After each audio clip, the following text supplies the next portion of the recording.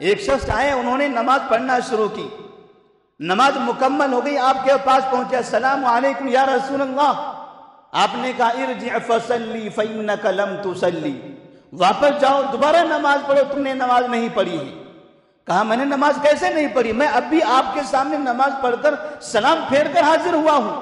کہا ارجع فصلی فإنک لم تصلی، واپس جاؤ نماز پڑھو، تم نے نماز نہیں پڑھی۔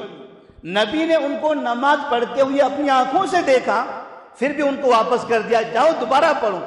پھر وہ شخص دوبارہ نماز پڑھ کر آتے ہیں، پھر کہتے ہیں السلام علیکم یا رسول اللہ، اب میں نے نماز مکمل پڑھ لی ہے۔ آپ کہتے ہیں ارجع فصلی فإنک لم تصلی، واپس جاؤ تم نے نماز نہیں پڑھی ہے۔ کہا نماز، میں نے تو نماز پڑھی ہے، میں نے قیام کیے ہیں، رکوع کیے ہیں، سجدے کیے ہیں۔ آپ نے کہا نہیں، آپ کی نماز بغیر اطمینان کے تھی، آپ انتہائی تیزی اور رفتاری کے ساتھ نماز پڑھ رہے تھے۔ جو آدمی بغیر اطمینان کے نماز پڑھتا ہے، جس نماز میں خشوع خضوع نہ ہو، بس کھڑے ہو، رکوع ہو جائے، سجدہ ہو جائے، اس کو نماز نہیں کہتے۔ نماز اطمینان کا نام ہے، نماز خشوع خضوع کا نام ہے۔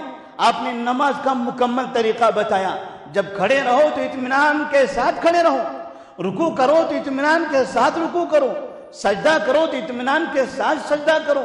دو سجدوں کے درمیان آپ جب بیٹھتے ہیں تب بھی اطمینان کے ساتھ زمین پر بیٹھ جاؤ۔ ہر کام کو جلد بازی سے کرو گے تو یہ آپ کی نماز خراب کر دے گی، نماز اس سے درست نہیں ہوگی۔ سبسکرائب کیجئے ہمارے چینل اور دبائیے بیل کا آئیکن تاکہ آپ کو ریگولر نوٹیفیکیشن اپڈیٹس مل سکے۔